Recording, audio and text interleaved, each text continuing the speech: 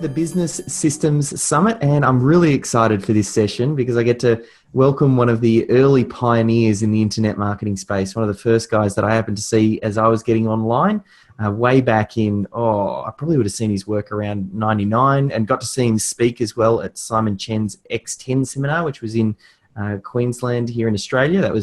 That's going back over 13 years. So it's funny though, Declan kind of goes on and off the radar and has been a little bit out of the limelight for a little while, at least in the IM space, but still very much working with companies, doing consulting, growing his own stuff. He's helped over 8 companies get up to IPO and also get acquired status as well. And he's really got some great systems around identifying target audiences and how to correctly market and sell to them. So Declan, just love to welcome you to the Business Systems Summit. Yeah, thank you. And I look forward to sharing something that on surface may seem very, very simple and been there, done that. But if you open up your mind as we go through this, what I'm going to be talking to you about is probably one of the most important things in marketing today, which is getting beyond yourself as a business alone, separate from your audience, and stepping up and actually listening to them and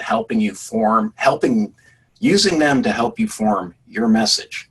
And this is so key. It's what the core is what I call growth generation, because in the old days, and I'm certainly not young, I started in 94, I began in this business as a web designer, developer, put 1 million people in my first website by 97. I created an agency for 6 years that was one of the biggest and went all over the world teaching, but also creating really innovative marketing, all based on very much a lead generation process. Because I've always felt that the internet, and now mobile, still called the internet, whatever, is lead generation. It's not a direct selling mechanism as much. It's, hey, lots of people sell, I'm not saying that, but lots more fill in leads. And as Peter Drucker, one of the legends of marketing, once said, the aim of marketing is to know and understand the customer so well that the product or service fits and sells itself.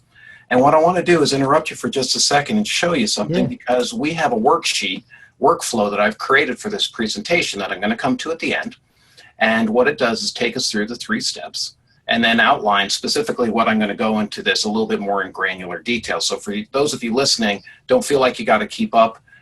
It's all written inside the document, and more what I want you to learn is to step into a way that I teach people, which is learning by doing. And go ahead. One thing I was going to mention, Declan, just when you did the Alt tab to go to the other document, it didn't quite pop up. So when we get to that point, maybe try and, if you're running on dual screen, maybe try and drag it up into the other screen, just in case that's what it is. Okay. You got it. Cool. I will see what I can do. Let's go to the next slide.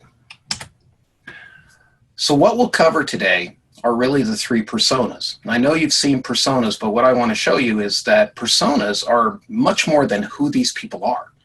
And it's very many in the internet marketing circles, particularly a few years ago, it was sort of a fad to sort of do it. And honestly, at the end of the day, and I'm not disrespecting anyone, but even in the corporates down to internet marketing, everyone skips this step. They're all like, I know who I'm selling to. Come on, it's time to move on. And what's really funny is then they complain because the message doesn't connect. They made it up separate from the audience. In other words, they didn't actually gather information, words from the audience, because what you're doing as a behavioral approach, and what that means is I want to look what they do. We're looking for systems that underlie outcomes. That's the key. What it means is an outcome is somebody was able to sell their product or service. You can backward track all the systems that they've set up using a really, really simple process that anyone can do, from a startup to somebody who's a bigger company. So we're going to talk about who your target audience will be, 3 specific personas to focus on, how you reach them, keywords, content, and social channels. And please listen, this is a lot more than the usual blah, blah, and I hear you. A lot of search and a lot of social has been talked about, but what's being executed is not a way to integrate this. I want to know your personas, the 3 types of businesses or people you're approaching down to a real psychological, motivational level, not let's just throw it up there, buy some ads, because at the end, it's how you get them to purchase and how long it takes that keeps your business alive. But what I see from this day, I should be making this mistake. I'm not a young guy. Everybody just jumps up and does what we did back in the day. They're still doing the same sort of affiliate marketing, paid search, and you know what? If you're successful doing that, that's great. But for many companies I see starting out, this approach is what they end up doing is crumpling it all up, going, okay, everything's about the sale. So no, I can do paid search and I'll do display ads, Facebook and stuff. And that's what everybody does. Okay, now I've studied personas. And they might do a little social and email, and wow, note to self, start focusing on email, because people like leave that alone, and there's so much money in email in this business. But what they do is they look at it very short term and think that they'll just look at the numbers. And since the guru said these are the numbers, that's my validation. And I'm like, no, I want to give you a different approach.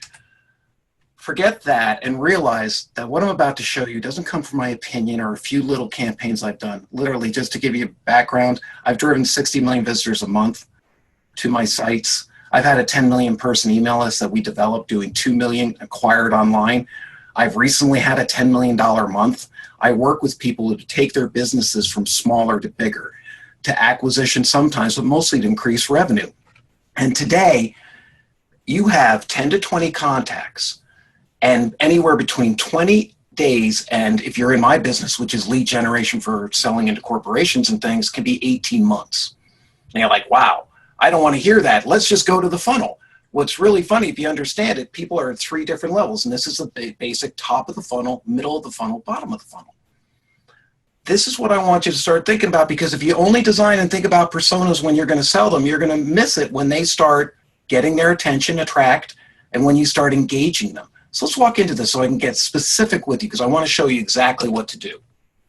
Persona dev, and I'm going to use a B2B example for this, but I've applied this to B2C. This system applies to virtually any business I work with. You want to get 3 personas because you want to start knowing the diversity of your audience. And usually it's 60, 30, 10, 60% one persona, 30% another, 10 another. You're trying to do this to identify the market. And if you're in B2B, I want to know their title, their role in the company, and where the company is located. If it's a consumer, I want to know who they are. Are they a mom? They work? Dad? Single? Whatever. I want to know what their role is in life and who they work with.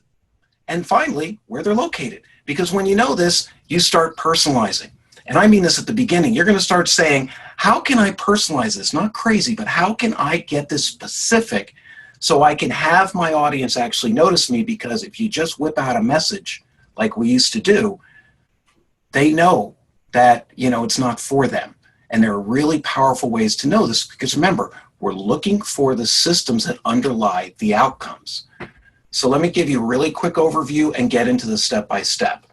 Persona development is really about the who, where, why, and the messaging these people receive. Who is easy. That's probably what most who are listening do and then leave. That's just what most people I know do, even in the big San Francisco companies I've helped. Where? Not just where are they physically located, but what are their online habits?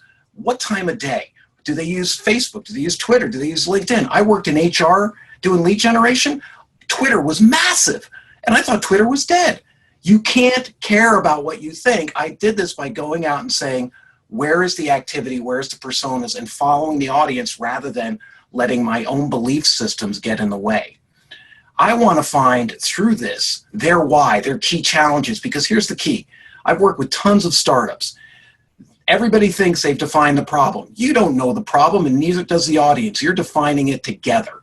And when you understand that, your job is to help them understand and define the problem. When they do, they work with you in your messaging, in your marketing, your headlines, your copy, your freebies. Everything should be saying, go to them, but understand finally the messaging. Where and how do they learn and communicate?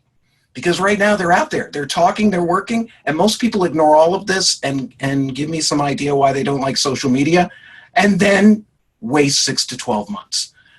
If you're doing B2B, I also have a company level. I want to know who the company is, roles and responsibilities, what they do for a job, and influencers inside and outside the company.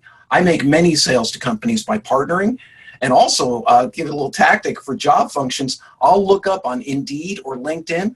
I'll look up people looking for employees with these specific job titles. I'll get to know what they do, what their problems are, what people complain about. I, without even knowing this specific person, can get to know them just by their job function. And you can do the same thing with consumers, because if they're advertising for a job for a specific title, that job is replicated across thousands of different businesses. And each one will list, wait, this didn't work, this didn't work. You've actually got a whole thing in B2B to be able to outline this for you. So you're like, great, how do we do this? You understand that there's a buying cycle. The last one I'll show you in my particular B2B market, it's anywhere from 6 to 12 months. They define the problem, they think about a solution, they create a strategy or have a meeting appearing to be a strategy. Then they develop a business use case, which is their best way to say, why should we do this? And this is something you should do for your business. And then they evaluate solutions and decide. This is where most marketers focus on. That's the funnel, the acquire, the end, when they're ready to buy. And only 1 out of 3 in this particular market are ready to buy. How did I know that? Personas, okay? Because it led me to understanding the funnel. It's not just about selling them, but knowing that there's stages before. And I don't care who you are. Even in IM, the days of being able to blast and get some sales quickly are there. But most people are building brands, building sales. It takes time. Sorry you don't want to hear that, but let's see what we can do to make that good. Let's save time instead of wasting it by looking at the personas. So when I call persona dev, development of specific personas for your business, the first thing I want you to do is go out to search and do something that many, many people fail to do when this was taught using Google and Bing, because if most people could use Google and Bing, it would be a better world, but most people have trouble searching. And this is a real challenge. What words do your customers use? And I want you to repeat that in your marketing. What words do your competition use? What are good? What triggers? You can know all of this before you even build your business. What questions are they, the audience, asking? And what is the top content they consume from your competition? So now I don't have to go surf. I don't even have to go to Google. I'm going to show you an example I did for something called CRISPR, which is a DNA sequence. I have no idea, okay? I do lead generation. But I do know that CRISPR, when in a little bit, 5-10 years, supposedly you're going to go into your doctor and get your DNA checked. That's what CRISPR is about. But outside of that, it could be any word. I'm taking a single word and saying, let's develop the persona through search. The goal, find the systems of thinking, the words they use, not the words you want to use. I'd rather you stop thinking about your own business for about a week when you do this. So here's one, and by the way, everything I'm going to show you here is free. There's great tools in search. You can go way deeper than I'm going to show you. We want to keep this sort of TED Talk like and be able to have you think about your business. So I, with no knowledge of CRISPR or DNA, believe me, so not a scientist, found CRISPR, went into SERPstat, which is a free tool, and obviously it gives you some of the results. But what I want to show you, see, this is where most people go, oh, I don't know what to do. What you need to do is slow down, stop looking for a big red flag to slap you in the face, and start looking at the language that they use. Because when you get a little bit closer into this, you'll notice that they give you organic and ads keywords. Some are paid, and some are organic. Now, this is what's so cool. Let's talk about the persona. On the left-hand side, the organic keywords are the ones that people actually use the most to search, and they have a cost per click. Obviously, I know the valuation of my traffic. I'm going to buy it in AdWords, but more importantly, if you see on the left, there are very long 5-6-word phrases, not just one. That tells me that the audience is stitching together a lot of words, and in this case, they're scientists. They're very good with words and searching. So there's an intelligence level there. They are showing me the kind of words they search for. Obviously, this is great for you to do your search and your hashtags and social media, but more importantly, that's their persona. Their persona is showing itself. If there's one word keywords, you're in trouble. They're not thinking. They have the attention span of a squirrel. I mean, that happens in all this media. On the right-hand side, these are the words my competition is using to buy.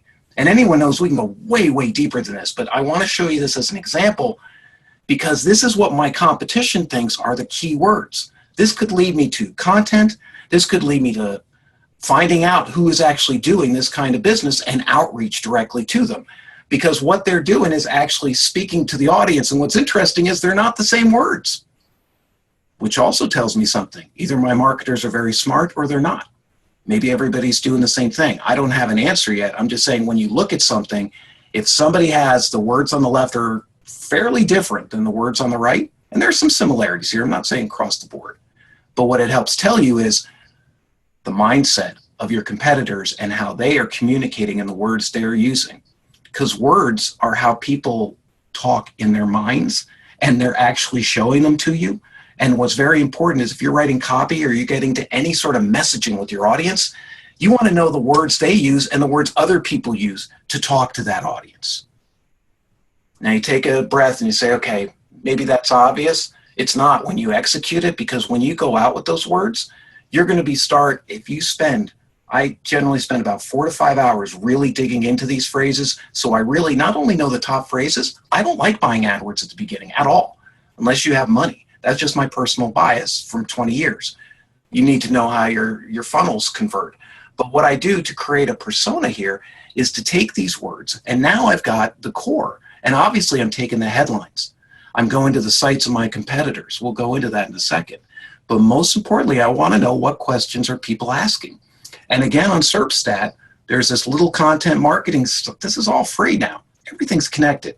These are a list of 102 articles that have been written on the subject CRISPR, AdGene's CRISPR-Cas9 guide. That to me would be middle of the funnel educational material. Questions and answers about CRISPR. Do I want to know what questions people are asking? Somebody's already done it. This is great. What is CRISPR and why is it suddenly everywhere? And if you notice in the middle here, that's from a very popular consumer site called Gizmodo. What that means is this became sort of mainstream. So that means my market has obviously broadened, because people getting DNA stuff from their doctor in supposedly 5 or 10 years, this is what the whole rage is about. So it's not just reaching them through old channels, but I've got all sorts. I've got nature.com here, everything you needed to know about CRISPR. Can you see that now I know how my audience is being communicated with and the headlines my competitors are using? When I'm creating my content or creating my marketing, this forms the whole foundation. They're telling me everything, and all I have to do is say, okay, here's what I like, here's what's best, but now I know the questions that people are asking. What are the words in their head, and what are the questions they're asking? That's all it takes for search. Words in their head, questions they're asking. You're saying oversimplify? I want you to focus so much on those questions. That's the key.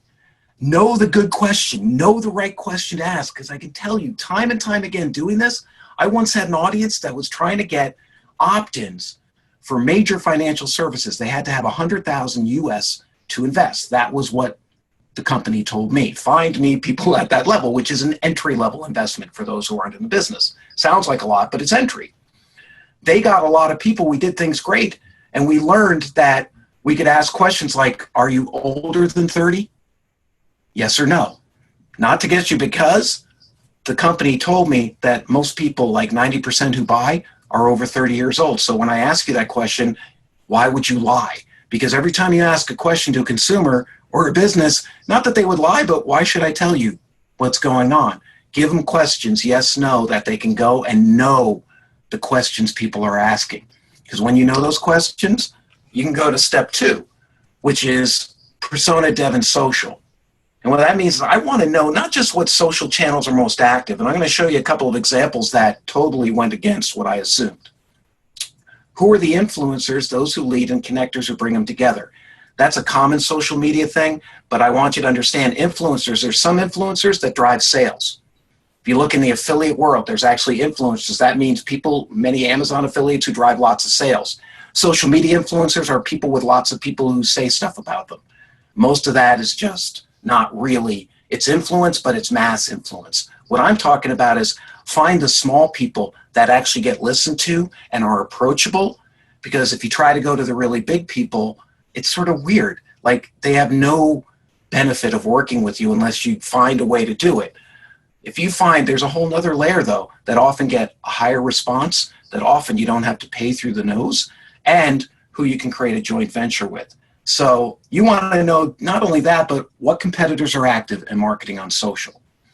This is your persona, okay? Because what it tells you about your audience is what they're actually doing on social and what they're responding to. You can do this. I'm showing you this from BuzzSumo. This is a free version. You can certainly do it on Buffer. There's, right, social search tools. There's a load of them.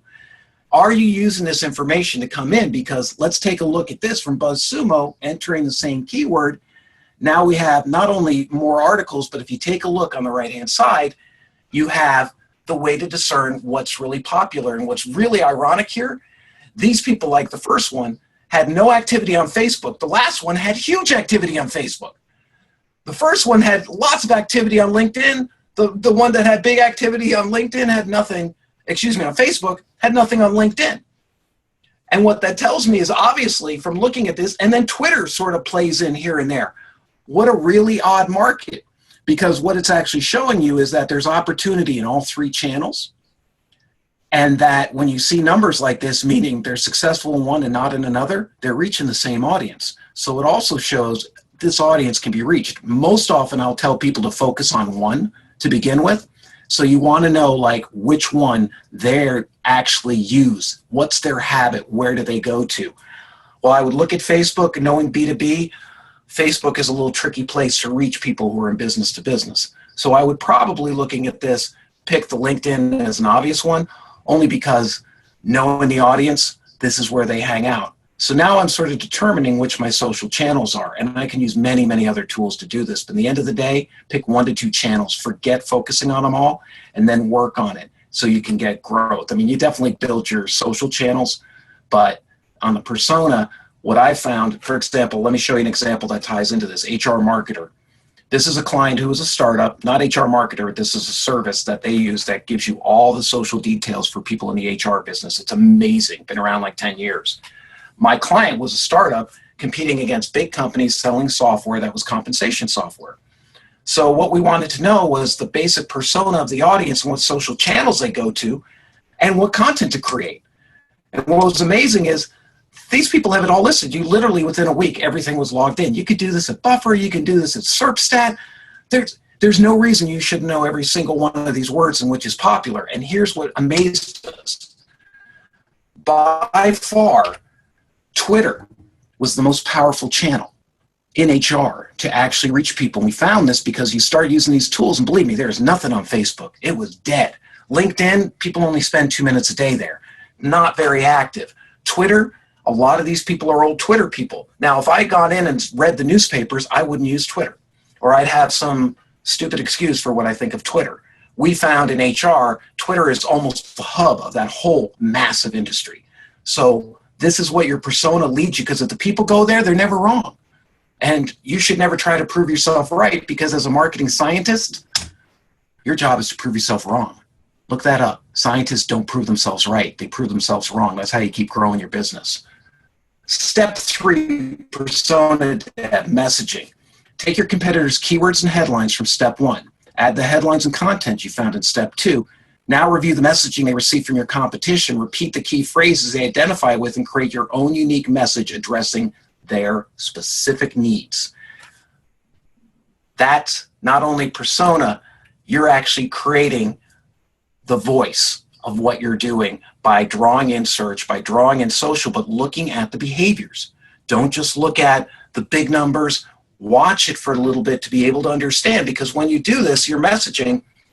Give you an example. The HR example we showed you with the HR marketer, this is the client. They went and looked up and found out these kind of articles. They turned it into a white paper and also turned it into 3 blog posts. So they paid for 1 paper, turned it into 4 pieces of content, read it, turned it into a podcast, distributed it. All of this leveraged what it was doing, but it was all in the voice and language and words and keywords. Because by the way, if you don't have the right keywords and the focus in your articles, no one's going to find you in search or social. So what was the key was we created this. We have our persona dev focusing, going through the process I told you. It was really clear. HR, who we could reach, were HR talent acquisition and recruiting directors and managers, the executives. Everybody wants to go after the executives. Same thing happens with influencers. Everybody wants to go after the big popular people who literally have almost no way they can work with you. I wish you luck doing it, but it's like playing the lottery, where if you go to a director and manager, they will gain from working with you. If you're a good solution, they'll promote it to their boss, but their boss rarely, if ever, is online. So our persona showed us don't focus at the executive level, work our way in the middle on up, and then focus on financial services and healthcare. How? Search, social, and messaging. We found where we could position ourselves, who the headlines were, who was writing the headlines, and how we could outcompete them, which was one of the most amazing things, because we actually got into the top 10 of search because our competitors were not doing Twitter at all. Nothing. It was crazy. These people had making money. Nobody was touching it. We ended up, by doing Twitter, we're able to get Google to rank us high within 30 days for a startup that had website was alive for 3 months. I mean, this was totally from zero because everyone assumed Twitter was dead. And that's where a persona says, it's not me. I want to look at the audience. Where are the three personas? And where's the voice, the message that I can speak to each persona? So in our case, we speak to directors and managers different than we speak to executives. We don't go after executives, but we have different language. That's two of our personas. Very, very different people. What I'm showing here finally is a very simple test of how you know your messaging is working. Because in the beginning, you don't. And what you're looking for is some data, some metrics that can tell you what's working and what's not. So this one in front of you, Capterra is actually a great PPC program for people in this space, lead gen. We had Facebook ads that we did, and we had Facebook ads for the desktop, and then we had who came from Twitter. And if you look on the right-hand side, this is a part of the thing about behavior. So we're paying at Capterra. People looked at 4 pages and spent 6 minutes. Yeah, we were happy. We were paying at Facebook. We got 5 pages in 13 minutes. Not a big audience, but still good sign. But when we went desktop, it was like 1 page in 1:29. So what did we do? We eliminated the desktop because our messaging started teaching us where the audience was and where they respond. They can be everywhere. I need to be places they respond. Twitter down there was good, but if you look at the bottom, LinkedIn was a nightmare. Did that make us not focus on LinkedIn? Sort of. We use LinkedIn for its own thing. But it also showed us that Twitter was cheap, affordable, easy, and automatable, much better than Facebook. Even though we could play Facebook, the expense was really high. But what we're doing is testing our messaging, because what we want to see is people staying, reading, and coming back. Some of the key numbers of retention in lead gen. So in closing here, let me talk to you about 4 types of customers. You're going out there thinking it's a funnel, somebody's going to buy, they're all the same. That's the old way of thinking. And as an old guy, I can tell you, don't think the old way. Today we have raw leads, we have paid leads, we have inbound that we create, and we have social media marketing. Raw leads meaning they contact you, maybe give you their email, does not mean you know their persona, does not mean they're ready to act. It might, and I wish you luck, but for most cases today, it's not what it was. It's not instant. Then you get qualified leads. And I'm moving people to phone call with sales because we're selling high ticket items. I've got to make sure that that salesperson has somebody ready to go. That also works into my persona. How to identify with the key questions where a person is real and where they're sort of thinking in an earlier part of the funnel. Goes right back to the questions. That's the core of a persona. The system that underlies the outcomes are the words, the copy, and the messaging that they've gotten prior to meeting you. Because number 3, we go to actual phone or person meeting and then sales. This is 4 types of customers, because getting on the phone is nothing until they buy. Any salesperson will tell you that. But the KPIs are, and these are your key performance numbers. Because once you go through your personas, you want to see which one of these are actually converting. Which one of these social channels and personas that you're approaching. For in our example, we did VPs and executives, and we did directors and managers of HR.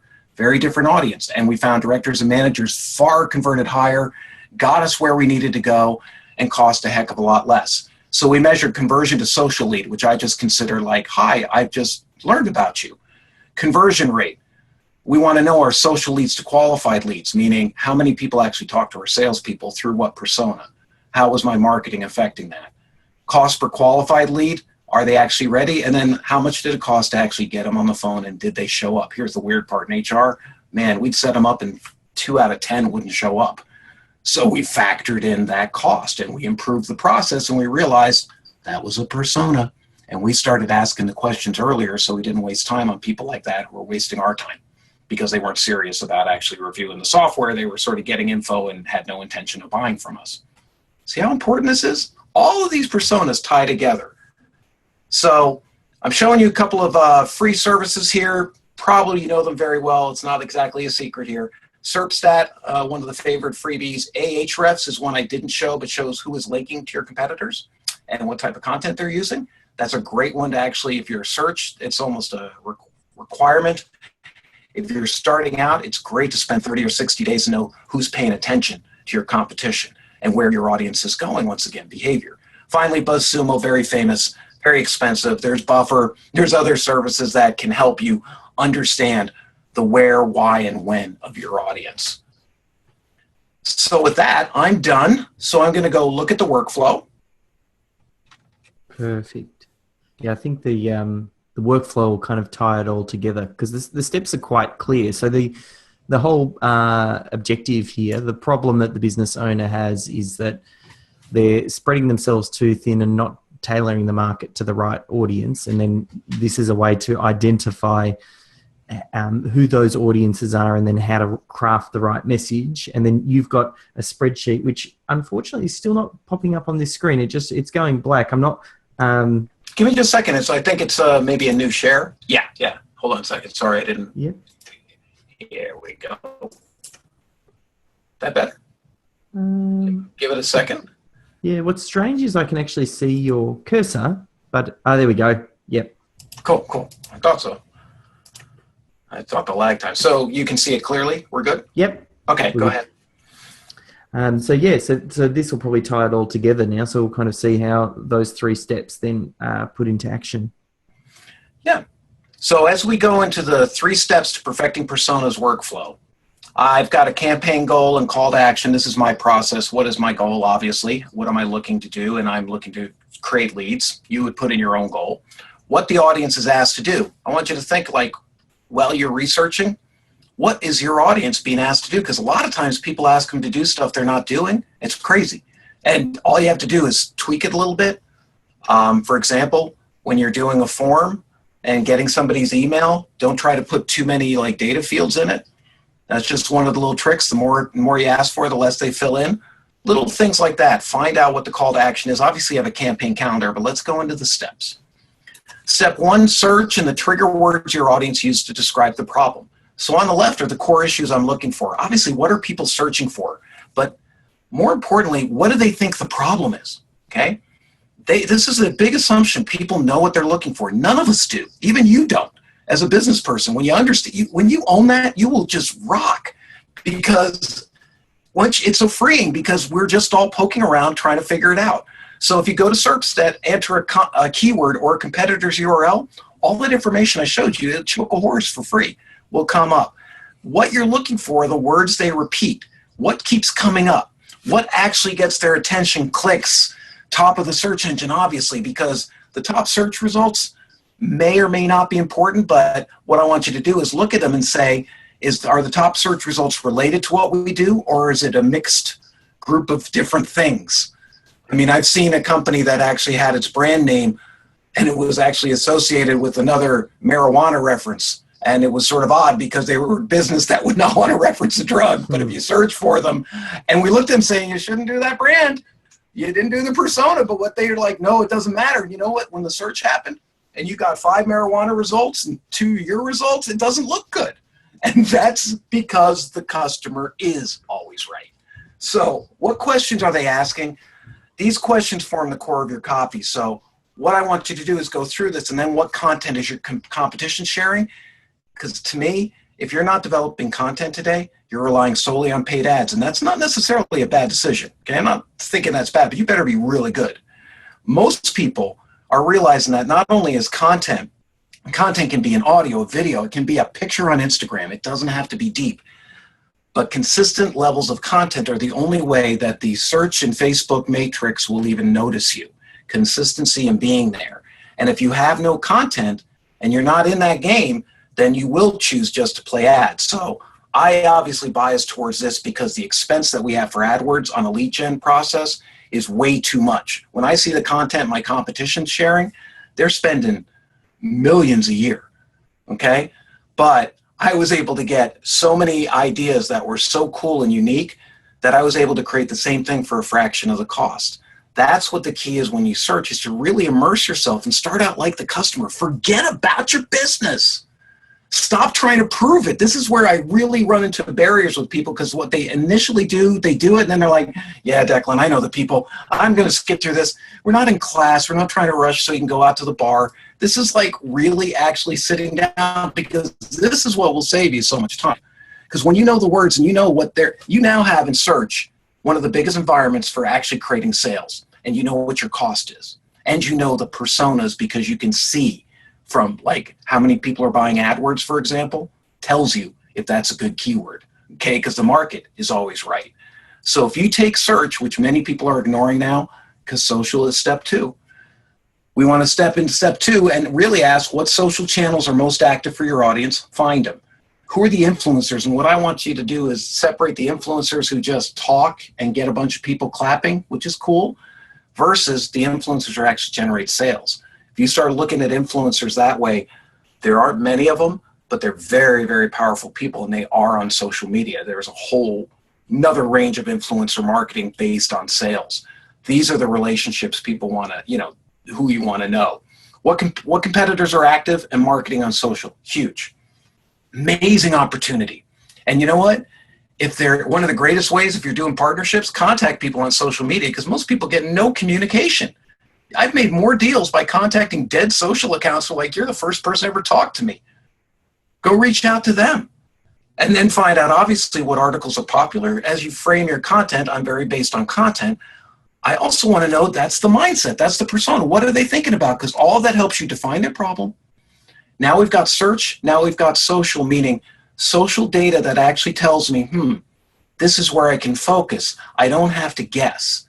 So the final step, messaging by the numbers, what I do is we take, just like I showed you in the HR example, we looked on the service, an HR marketer, found content to write.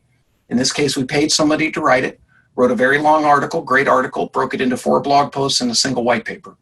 Great uses for it. Used it for an opt-in, used it to give away. What we did was we looked at search, we looked at social, we started bringing together all the issues so that when we hired a writer, we already knew what they had to write. And when we talked to customers, we already knew what they were thinking. Not like we're psychic, we did our work. So now when we communicate, we're going to mirror the words they use. We're going to mirror the words, mirror meaning reflect back on them, show them the words that they're comfortable with explaining themselves, what their problem is, what they're trying to solve, whether you're selling a diet pill or you're doing lead gen and expensive software. What you're looking for is how they indicate to you by their actions so that you know them. And this is where behavior is so much more important than what you think. And what you think in 5 years is going to be even less important. Trust me, it's a freedom that we have not had. And this is an old marketer talking to you. You guys not only have the tools, but most people skip all this. So you want to take, obviously, you've gone and search, you got keywords, headlines, and content. You found your competition. You integrate the social influencers, connections, and content, because those will also show you, is that same content on social popular on search? Is anybody getting on top? Is anyone good on social and on top of search? Now you know your competition, because I found huge opportunity in this in search. It's amazing. People either do social or search. They rarely do both. Create your 3 personas and keep improving them. In fact, I had one client who took that 3 funnel level. He created a first persona was one person, one targeted market, like a director or manager, and he broke it into the top of the funnel, middle of the funnel, and bottom of the funnel so he could better understand how he could target that specific customer at different points of the funnel. It was amazingly ingenious of him. Finally, personalize your headlines. Here's what I mean. Know where they live. If you know their geographic location, speak to it. Most people live near urban areas. So it's really easy in the US, Europe, Australia, it's around big cities. So if you target it and you actually put in their location and customize it for that, I can tell you their minds. This is one of the oldest direct marketing tools, and people constantly respond to where they're located. That's where I want you to know, is not so much you have to know them specifically, but you could go to a city and say, hey, San Diego, this is for you. Hey, boom, this is for you, Melbourne. Hey, Seattle, this is for you. And take the same message if I know my audience is in there. And by the way, I know a really brilliant guy who actually is one of the longtime gurus. I won't mention his name so you don't steal what he's doing. But what he does is he actually takes a city-by-city approach for his seminars. And it's really brilliant. He doesn't ever market to everybody, and he's able to fill up specific cities because 80% of the population in California lives near these cities. So enough of that. Finally, your metrics. I read them to you on the presentation. They're right here. I don't want you to think anyone who contacts you is a lead. That's like a hello. The person who actually comes back twice, like I want to see people repeat visiting your website, by the way. If you bot ads, if you do content, one of your key metrics is, are people coming back? I have one campaign I'm doing now. We had 800 people come just on an AdWords buy. We have 250 who returned. Okay, I don't have to pay for that 250. And if that number was low, then I really need to improve something, because I just told myself, a quarter of my ad buy actually is coming back. And in this case, remember, it's 10 to 20 contacts over 20 days to 18 months. This is not my opinion. This is fact drawn by all the major companies you follow. This cost per lead is really how to break it down and really think about it in terms of personas, because you may find a persona, as we did with the VPs and executives in the HR example. They were too costly, horrible place to reach them, and about the only place to reach them were at conferences and trade shows.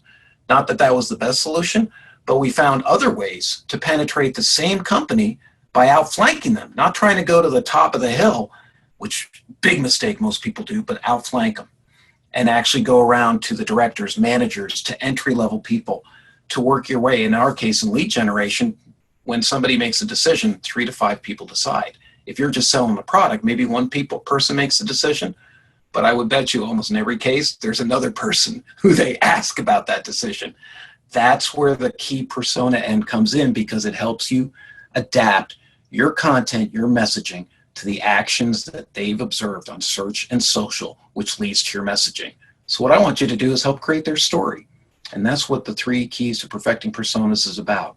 Helping you read their story rather than trying to write it and put it on them. And so with that, I'll let you go and take a look at the workflow and fill it in yourself, and it will definitely help get that focus.